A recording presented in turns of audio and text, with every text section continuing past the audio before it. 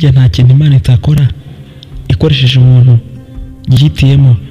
Vestine na Dorcas urugendo rutoroshe guturuka i Musanze kugeza bageze muri Vancouver muri Canada. Hano ko kugira umuco kuva kuri toilette ugakara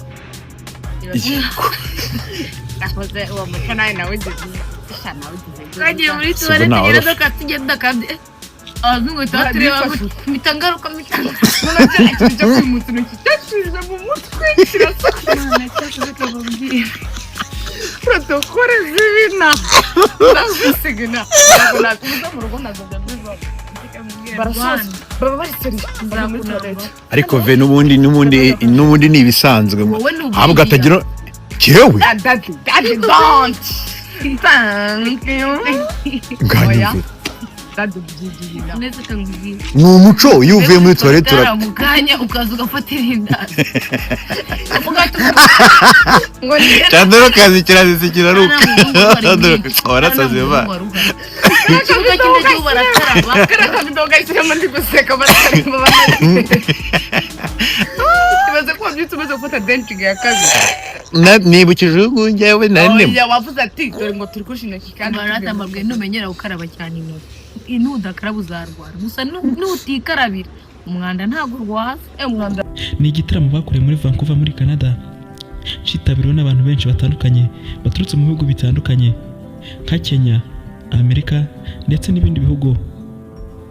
Cyari igitaramo cyiza cyane aho imbaraga z'Imana zabonetse ndetse n'abantu barafashwa. Nifuza ko risigara ku buzima bwanyu mutubona kuri izi mbuga nkoranyambaga mutatubona ijambo muzibuke ku munsi umwe mwarisomewe ndi hano. I want to leave you with a message in the word of God. Kubara 23 the book of Numbers 23.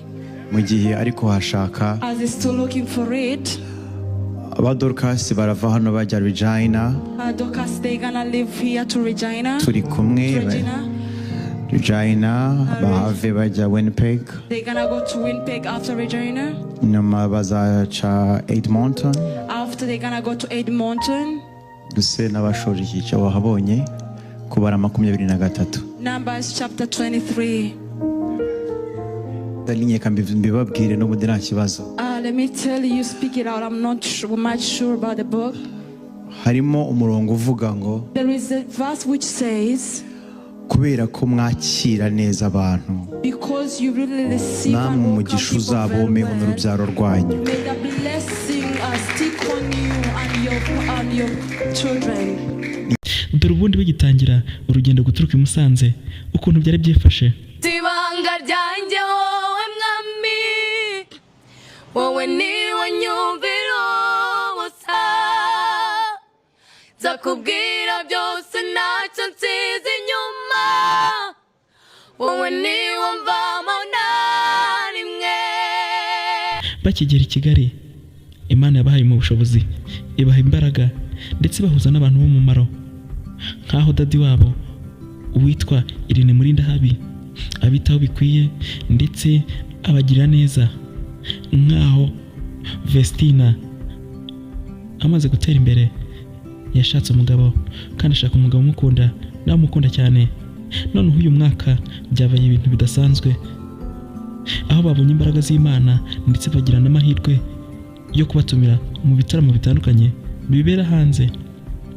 Aho ngubu batangiriye ku gitaramo cyo muri Canada muri Vancouver cyitabiriwe n'abantu benshi batandukanye ndetse abantu barafashwa kandi babona imbaraga z'Imana.